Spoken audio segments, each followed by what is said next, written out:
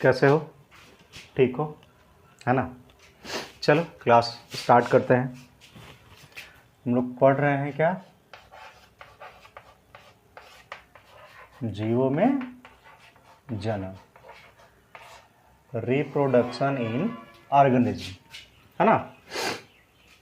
पिछले क्लास में हम लोग क्या क्या पढ़ चुके हैं? तो पिछले क्लास में हम लोग पढ़े हैं जीवन अवधि समझे, इसके बाद जनन समझे, जनन का 2 प्रकार समझे, लैंगिक और अलैंगिक समझे। क्लियर है? ये समझे थे कि जब जीव अकेले ही नए जीवों का निर्माण करेगा उसे हम लोग अलैंगिक जनन कहेंगे, लेकिन जब जीव अपने ही जाति के विपरीत लिंग वाले जीव के साथ मिलकर जनन करेगा तो उसे हम लोग लैंगिक जनन कहेंगे। क्लियर है? आगे यहीं से स्टार्ट करना था दोनों का एक्सप्लेनेशन कि जीव अकेले कैसे नए जीवों का निर्माण कर लेगा या किसी के साथ मिलकर नए जीव का निर्माण कैसे करेगा, कौन करेगा। क्लियर है? यहाँ एक चीज समझा दे रहे हैं कि लैंगिक जनन और अलैंगिक जनन दोनों पेड़ों में होता है और दोनों जानवरों में भी होता है। कहने का मतलब कि कुछ पेड़ पौधे लैंगिक जनन भी करते हैं तो कुछ पेड़ पौधे अलैंगिक जनन भी करते हैं। कुछ जीव भी अलैंगिक जनन करते हैं तो कुछ जीव लैंगिक जनन भी करते हैं। दोनों में, ऐसा नहीं कि पेड़ सिर्फ लैंगिक ही करेगा या पेड़ सिर्फ अलैंगिक करेगा और बचा हुआ, मतलब अगर पेड़ अलैंगिक कर रहा है तो जानवर लैंगिक करेगा, अगर पेड़ लैंगिक कर रहा है तो जानवर अलैंगिक कर रहा है, ऐसा नहीं है। दोनों पेड़ भी लैंगिक जनन करते हैं और अलैंगिक जनन भी करते हैं। जीव जंतु यानी कि जानवर भी लैंगिक जनन करते हैं और अलैंगिक जनन करते हैं। तो पहले दोनों का एक्सप्लेन हम लोग समझ ले रहे हैं कैसे। तो पहला टॉपिक स्टार्ट करते हैं, जो कि परिभाषा तो लिखवा दिया गया था अलैंगिक जनन का। आज अलैंगिक जनन को विस्तार पूर्वक पढ़ लेते हैं। अलैंगिक जनन क्लियर है? तो समझते हैं। परिभाषा याद होगा सबको। अलैंगिक जनन या असेक्सुअल रिप्रोडक्शन कहने का मतलब था कि जनन की वह विधि जिसमें कोई भी जीव अकेले ही अपने समान नए जीवों का निर्माण करता है उसे हम लोग अलैंगिक जनन कहते हैं। कहने का मतलब कि इसमें किसी भी जीव को नए जीवों की आवश्यकता, इसमें किसी भी जीव को किसी दूसरे जीवों की आवश्यकता नए जीवों के निर्माण के लिए नहीं पड़ती है। क्लियर है? यानी अलैंगिक जनन में कोई भी जीव नया जीव का निर्माण अकेले ही कर लेता है। समझ में आ रहा है? अब अकेले कैसे कर लेता है उसके बारे में हम लोग जानते हैं। जैसे होता क्या है कि कोई जीव टूट जाता है और प्रत्येक टूटे हुए भागों से एक नए जीव का निर्माण होता है। कुछ जीवों के शरीर पर एक उभार बनते हैं, मुकुल बनते हैं। उभारों को ही हम लोग मुकुल कहते हैं। देखे होगे क्या, आलू आलू आलू के ऊपर सपोज अगर ये आलू है,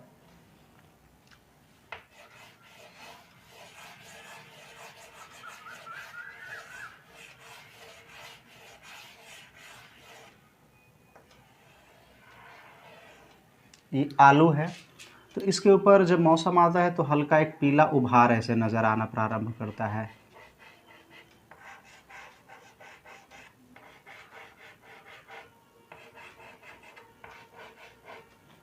उभार आता है, इसको मुकुल कहते हैं। आगे चलकर यही एक नए आलू का निर्माण कर लेता है।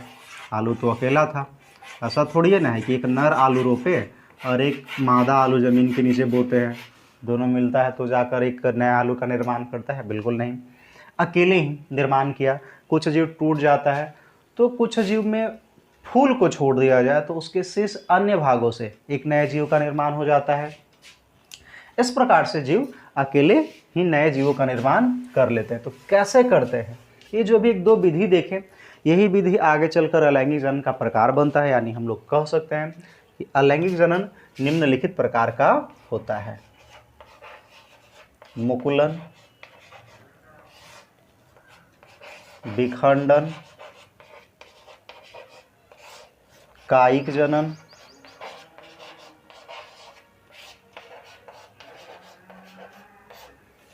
पुनरुद्भवन,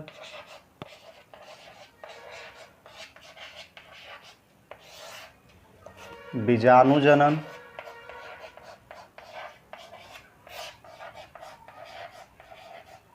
और खंडन।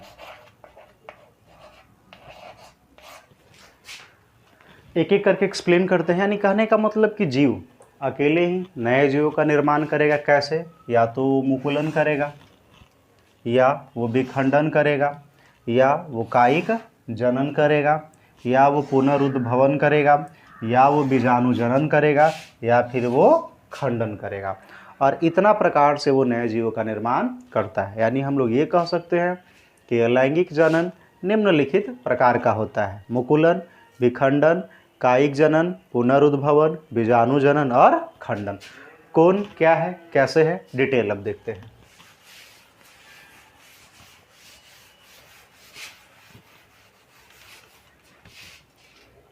देखते हैं हम लोग सबसे पहले मुकुलन को।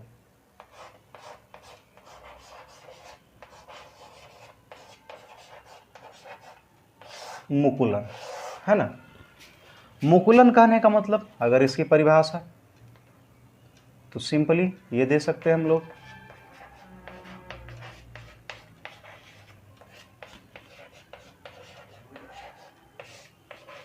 अलैंगिक जनन की वह विधि जिसमें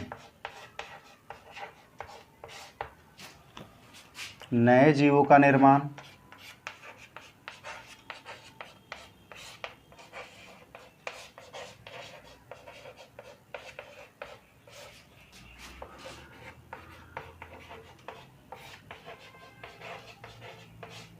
पुराने जीव के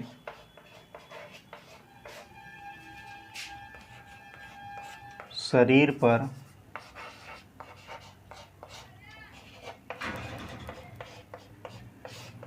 बने उभारों से होता है,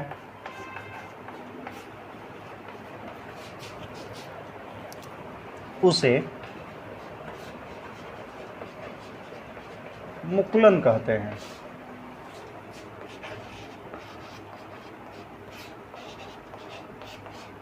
कहने का मतलब क्या? मुकुलन अलैंगिक जनन की वह विधि है जिसमें नए जीवों का निर्माण पुराने जीव के शरीर पर बने उभारों से होता है, उसे हम लोग मुकुलन कहते हैं। यहाँ पे एक शब्द और भी यूज कर सकते हैं कि अलैंगिक जनन की वह विधि जिसमें नए जीवों का निर्माण पुराने जीव के शरीर पर बने मुकुल से होता है, उसे हम लोग मुकुलन कहते हैं। और यही जो पुराने जीव के शरीर पर उभार होता है, उसी उभार को हम लोग मुकुल भी कहते हैं। ये भी लिख लो, मुकुल।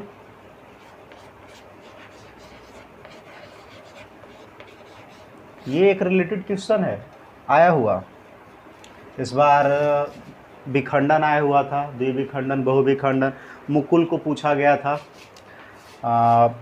जब चैप्टर ख़त्म होगा तो हर एक चैप्टर के लास्ट में, मतलब सपोज अगर ये चैप्टर कल ख़त्म हो जा रही है तो परसों इस चैप्टर से आया हुआ टोटल प्रश्न पिछले 3 सालों तक का बताएंगे कि 2000 इस बार 22 में इससे कौन कौन सा क्वेश्चन आया, चाहे वो ऑब्जेक्टिव हो या सब्जेक्टिव। 2021 में कौन कौन सा क्वेश्चन आया है, और 2020 में हर एक चैप्टर का। बायोलॉजी में 12 में जितने सारे चैप्टर हैं, हर एक चैप्टरों से रिलेटेड जो आया हुआ प्रश्न है बोर्ड एग्ज़ाम में, बिहार बोर्ड में, वो हम बताएंगे। इससे एक ये आइडिया मिलेगा कि किस प्रकार से बोर्ड क्वेश्चन पूछ रही है, क्योंकि जो हम बेसिकली लिखवा रहे हैं, बता रहे हैं, समझा रहे हैं, वो सारा सब्जेक्टिव फॉर्मेट में है। खुद ही उससे दीर्घोत्तरीय प्रश्न बनेगा, खुद ही उससे लघुत्तरीय बन जाएगा, अति लघु बन जाएगा। इसके अलावा वस्तुनिष्ठ प्रश्न भी खुद ही बन जाता है। कैसे बनेगा वो हम सब समझाते जाएंगे। अभी तो क्लास स्टार्ट हुआ है, धीरे धीरे सब एक्सपर्ट हो जाओगे। मुकुल, मुकुल कहने का सीधा मतलब क्या? पुराने जीव के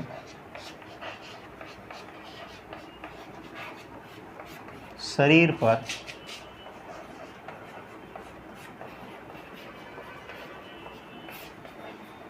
बने उभारों को मुकुल कहते हैं, मुकुल या बड कहते हैं।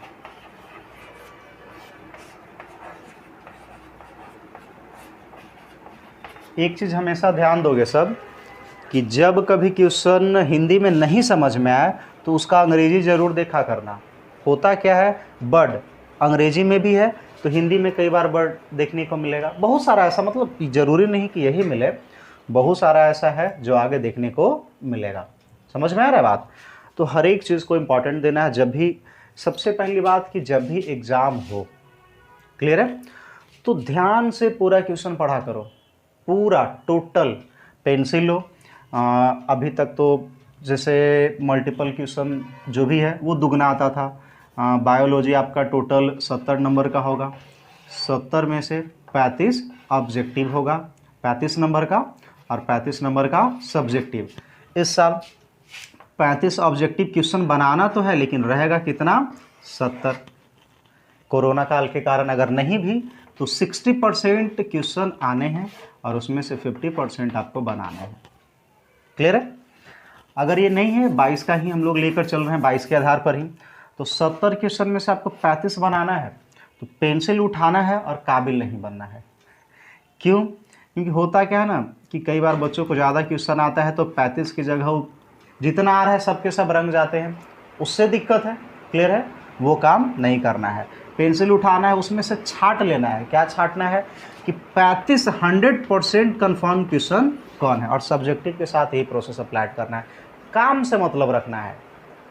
एग्जाम बाद पूरा टाइम है ना रिजल्ट तक, रिसर्च करते रहना पेपर पे बैठ के कि ये क्वेश्चन क्या है, कितना वाइड रेंज में है, पूरा डिटेल देख लो।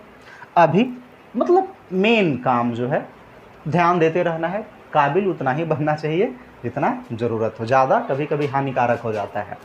तो एक आइडिया मिल जाएगा कैसे, वो बीच बीच में जब आएगा जरूरी तो समझाएंगे। अभी पहले पॉइंट समझ लेते हैं। मुकुलन, मुकुलन कहने का मतलब कि अलैंगिक जनन की वह विधि जिसमें नए जीवों का निर्माण पुराने जीव के शरीर पर बने उभारों से होता है, उसे हम लोग मुकुलन कहते हैं। क्लियर है? और जो पुराने जीव के शरीर पर उभार होता है, उस उभार को हम लोग मुकुल कहते हैं। कैसे होता है? एक फिगर के माध्यम से इसको समझा रहे हैं। जैसे इसके पहले भी हम समझाए थे। सपोज मान के चलो ये आलू है। क्लियर है? तो आलू, एक मिनट, आलू में हम लोग क्या देखते हैं कि इसमें एक पीला पीला नोट्स निकलना प्रारंभ हो जाता है, पीला सफ़ेद रंग के, इस तरह से दिख रहा होगा सबको। जब इसी को ज़मीन में हम लोग बोते हैं तो आगे चलकर यही जो उभार है इसी को मुकुल कहेंगे, और वो एक आलू का रूप ले लेता है।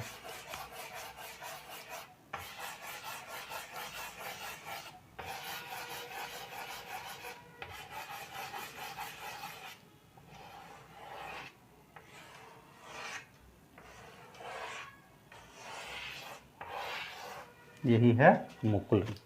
क्लियर है? ठीक है, आगे चलते हैं। अब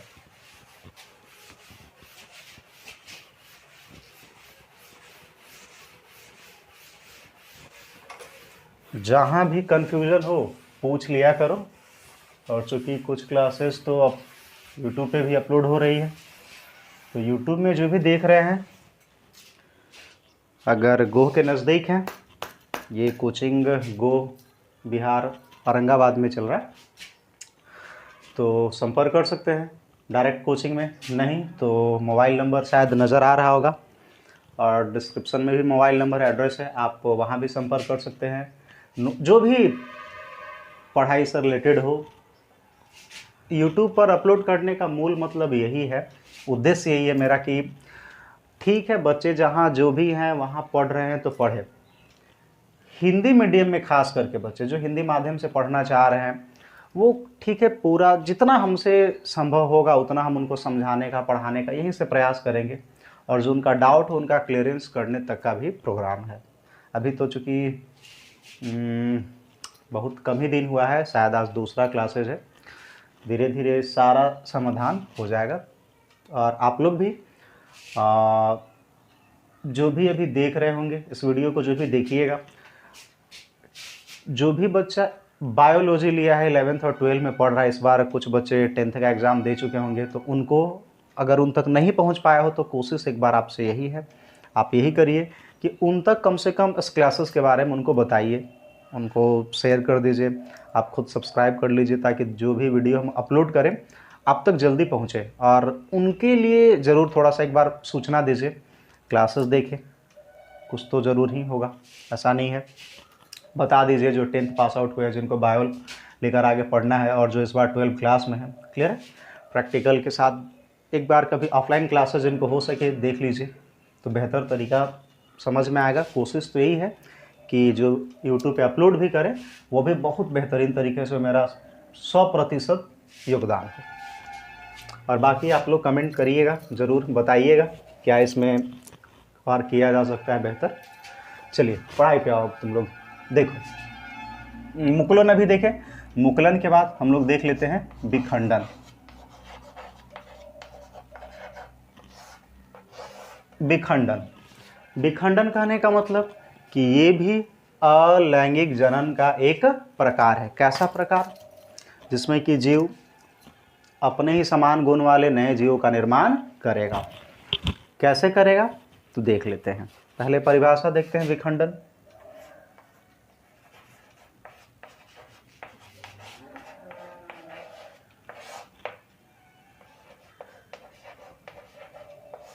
एक बार कमेंट करके जो भी स्टूडेंट देख रहे होंगे बताइएगा ज़रूर कि समझ में आ रहा है कि नहीं।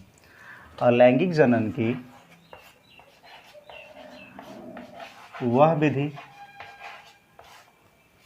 जिसमें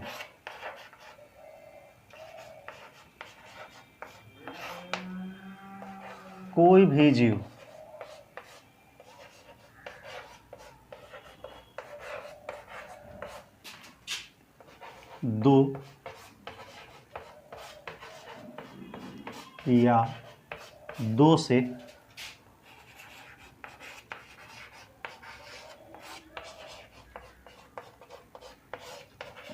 दो या दो से अधिक भागों में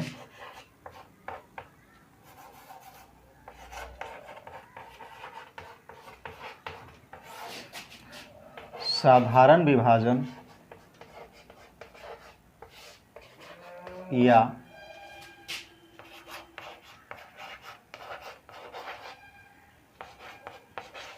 या समसूत्री विभाजन द्वारा बट जाता है। अलैंगिक जनन की वह विधि जिसमें कोई भी जीव दो या दो से अधिक भागों में साधारण विभाजन या समसूत्री विभाजन द्वारा बट जाता है, उसे विखंडन कहते हैं।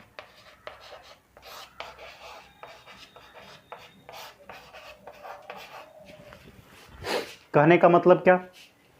अलैंगिक जनन की वह विधि जिसमें कोई भी जीव दो या दो से अधिक भागों में साधारण विभाजन या समसूत्री विभाजन द्वारा बट जाता है, उसे विखंडन कहते हैं। कहने का मतलब इसमें भी जीव को किसी अन्य जीव की आवश्यकता नहीं पड़ेगी, अकेले ही नए जीवों का निर्माण कर लेता है। कैसे करता है? एक फिगर के माध्यम से हम लोग समझ लेते हैं।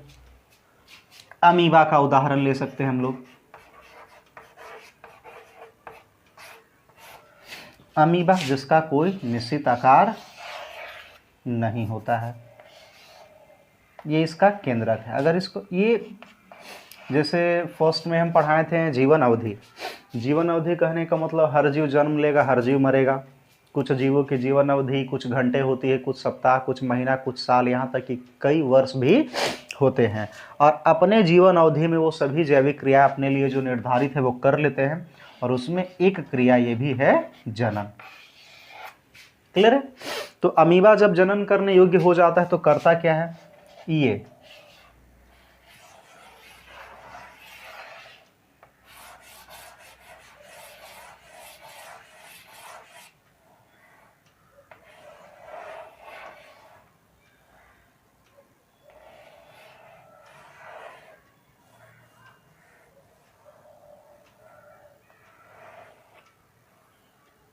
उसका इसका जो केंद्रक है ये सेकंड स्टेज मानिए। पहले केंद्रक ये था, धीरे धीरे केंद्रक ऐसा विकसित होता है कि आगे चलकर वो टूट जाए दो भागों में, और फाइनली ये दो भागों में बट जाता है। एक तो हो गया। पहले एक था अमीबा, अकेले था, यहाँ पे दो अमीबा बना और अकेले ही बन गया, हो गया। यही है विखंडन। यानी फिर से समझिए कि अलैंगिक जनन की वह विधि जिसमें कोई भी जीव दो या दो से अधिक भागों में साधारण विभाजन या समसूत्री विभाजन द्वारा बट जाता है, उसे विखंडन कहते हैं। जैसे हम अमीबा लिख सकते हैं, अमीबा क्या होता है कि दो भागों में बट गया और प्रत्येक बटा हुआ भाग, ये भी ऐड कर सकते हैं, बट जाता है और प्रत्येक बटे हुए भागों से एक नए जीवों का निर्माण होता है। यही है विखंडन। क्लियर है? अब यहाँ पे एक पॉइंट है। पॉइंट क्या है कि जीव दो भागों में भी बट सकता है स्वतः, या दो से अधिक भागों में भी बढ़ सकता है। ये दो संभावना बन रही है और यही दो संभावना आगे चलकर विखंडन का प्रकार बन जाता है। यानी हम लोग ये लिख सकते हैं विखंडन कितने प्रकार के होते हैं, या विखंडन का प्रकार। तो विखंडन कितने प्रकार के होते हैं? विखंडन दो प्रकार के होते हैं।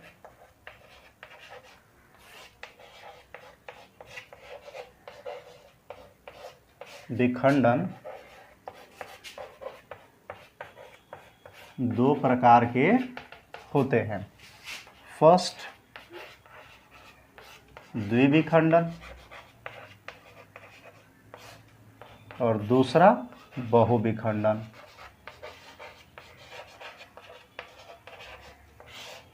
क्लियर है? एक चीज बता रहे हैं हम, जब भी कोई क्वेश्चन मिले कोशिश करना चाहिए कि उस क्वेश्चन का हम लोग संधि विच्छेद करें। संधि विच्छेद समझते हैं ना, शब्दों को दो भागों में तोड़ना। उससे बहुत हद तक परिभाषा या उसका अर्थ मतलब खुद समझ में आ जाएगा। कैसे समझ में आएगा? इसको तोड़ते हैं, द्वि प्लस विखंडन। क्लियर है? तो मतलब द्वि का दो हुआ, विखंडन का मतलब टुकड़ा, यानी दो टुकड़ा। परिभाषा क्या बनेगा कि जब जीव दो भागों में बट जाएगा उसे द्विविखंडन कहेंगे। इसको तोड़ेंगे हम लोग बहुविखंडन, बहु प्लस विखंडन, यानी एक बहु और एक विखंडन। ये बहु का मतलब क्या, जो सोच रहे हो वो नहीं। बहु, बहु का मतलब ढेर सारा या बहुत सारा, विखंडन मतलब टुकड़ा। यानी जब जीव दो से अधिक भागों में, चाहे वो 3 हो, 4 हो, 5 हो, बट जाएगा उसे हम लोग बहु विखंडन कहेंगे, और जब दो ही भागों में बटेगा उसे द्विविखंडन कहेंगे। दोनों का परिभाषा लिख लो।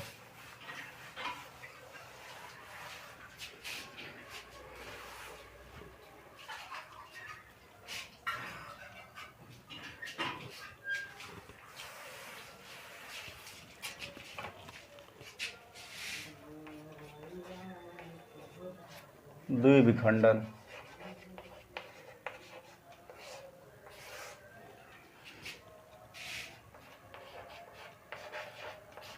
जब जीव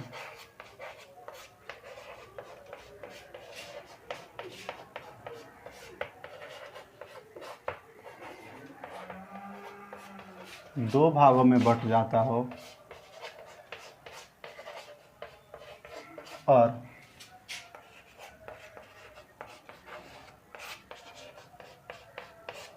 प्रत्येक भाग से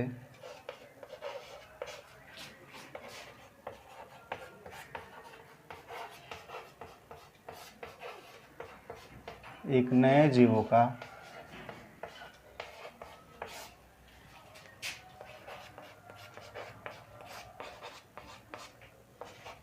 निर्माण होता है, उसे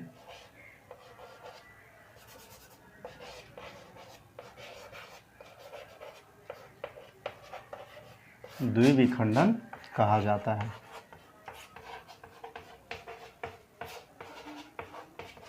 क्लियर है? इसके बाद बहुविखंडन।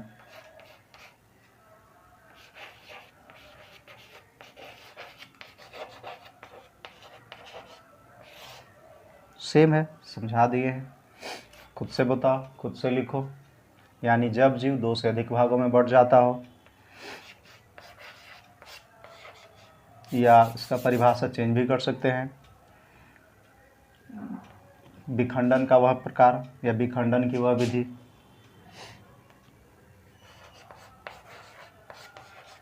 बहुत सारा परिभाषा हम लोग खुद से बना सकते हैं, खुद से लिख सकते हैं, बस समझ में आना चाहिए। जब जीव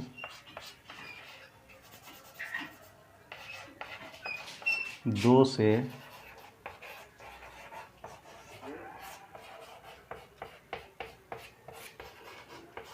अधिक भागों में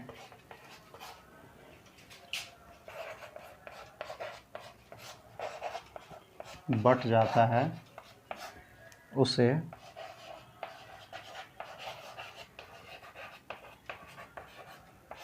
बहुविखंडन कहते हैं। इस बार का आया हुआ प्रश्न है, क्लियर है? वैसे तो समझाएंगे चैप्टर खत्म होने के बाद कि कौन कौन सा क्वेश्चन आता है, फटाफट नोट करो सब।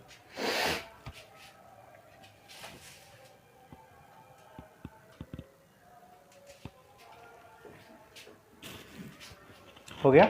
आगे समझते हैं।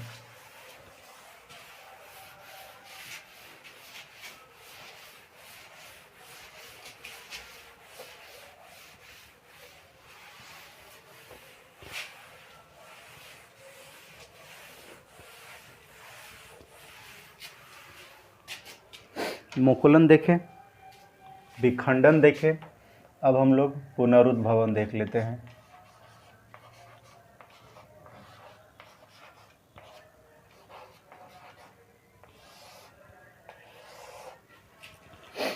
पुनरुद्भवन कहने का मतलब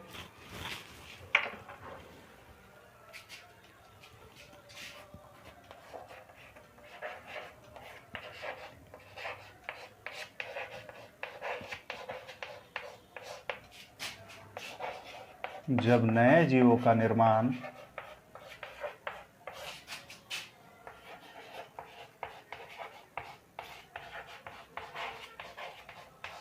पुराने जीवों के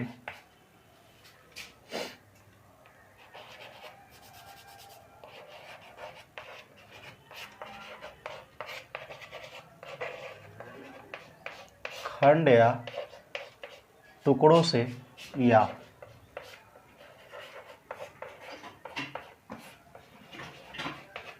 अलग हुए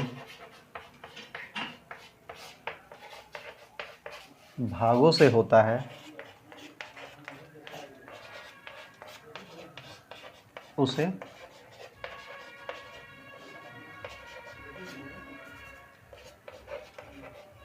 पुनरुद्भवन कहते हैं।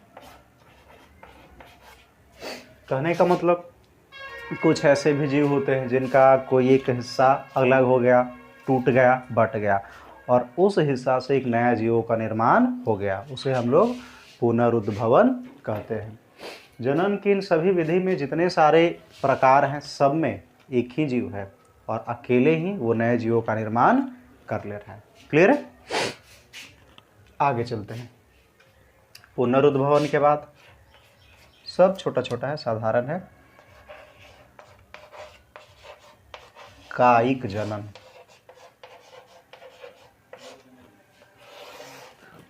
तो कायिक जनन कहने का मतलब जब फूल को छोड़कर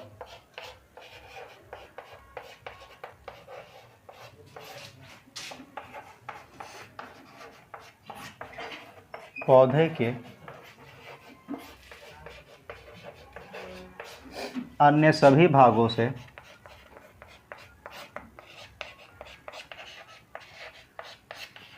नए जीवों का निर्माण होता हो,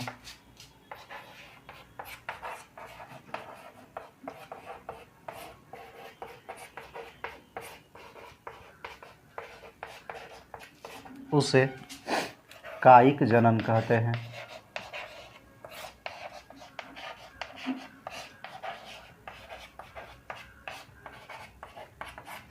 कहने का मतलब कि पेड़ के पत्तियों से, पेड़ के जड़ से, पेड़ के तना से अगर नया पौधे का जन्म हो गया होता भी है, देखे होंगे कि एक ब्रांच है, ब्रांच से नीचे निकला, वो एक नया पौधे का रूप ले लिया, तो उसे हम लोग कायिक जनन कहते हैं। ठीक है, नोट करो।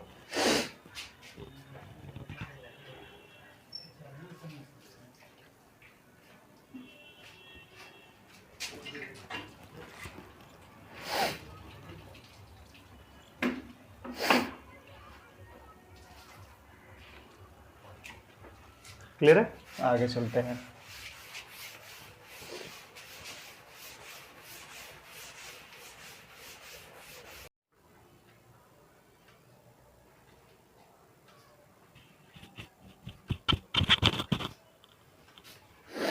वहां तक हो गया था, अब आगे चलते हैं हम लोग।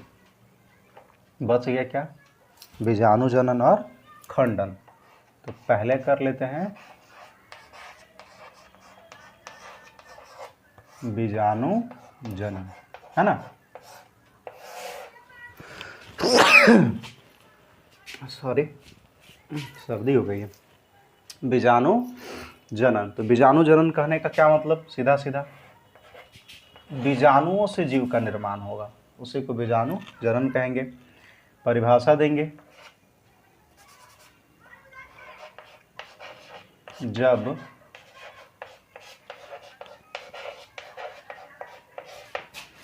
नए जीवों का निर्माण पुराने जीव द्वारा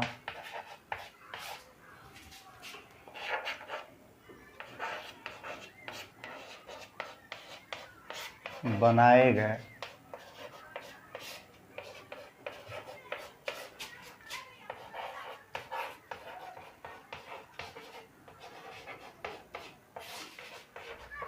बीजाणुओं से होता है, बीजाणुओं से होता है, तो उसे बीजाणु जनन कहते हैं। तो उसे बीजाणु जनन कहते हैं। कहने का मतलब क्या कि इसमें जो जीव है अकेले ही बीजाणुओं का निर्माण करता है, बीजाणु जिससे नए जीवों का जन्म हो सके। और जब बीजाणुओं से नए जीवों का निर्माण होगा उसे हम लोग बीजाणु जनन कहेंगे। क्लियर है? अब चले आते हैं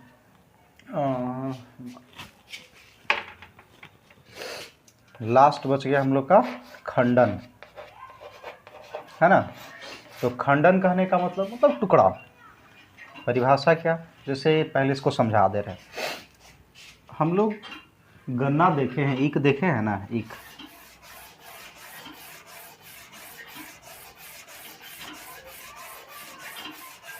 ऐसा होता है,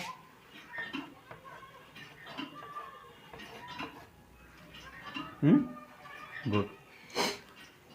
गार्जियन से अपने अपने घर में पूछेगा कि गन्ना की खेती होती कैसे है। होता क्या है कि इसके नोट्स को यहाँ से काट दिया जाता है, एक सेक्शन बनाया जाता है काट कर। सपोज 3 नोट्स है तो इसका 3 टुकड़ा बना, 1 2 3। क्लियर है? और इनको रोपा जाता है वापस। 1 को रोपे, 2 को रोपे, 3 को रोपे। तो जब इसको रोपते हैं तो फ्यूचर में यही बड़ा हो जाता है।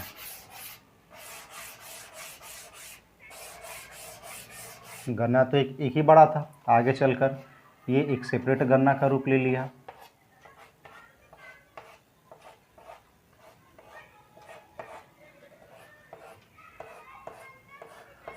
समझ में आ रहा है? यही है आपका खंडन। इसका खंड को रोपा जाता है। एक सेपरेट था, देखे, उसका खंड किया गया और उसके खंड को रोपा गया, तो प्रत्येक खंड से एक नया नया जीव जन्म लिया। आगे इसको भी जैसे इससे 1 2 3 4, अगर 4 रोपेंगे, चारों को 4, मतलब इस एक को 4 खंड करके रोपेंगे तो फाइनली एक एक सबसे निकलेगा। हो सकता है सबसे 4 निकले, यानी 1 से 4, 4 से 4 4 16 पूरा हो जाएगा। समझ में आ रहा है बात? यही है खंडन। तो इसकी परिभाषा देंगे,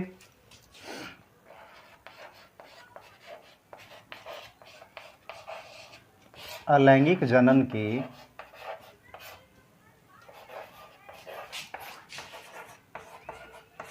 इस विधि में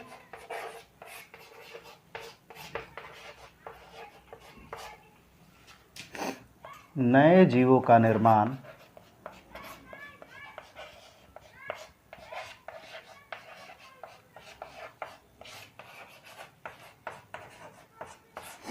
पुराने जीवों के खंडों से होता है।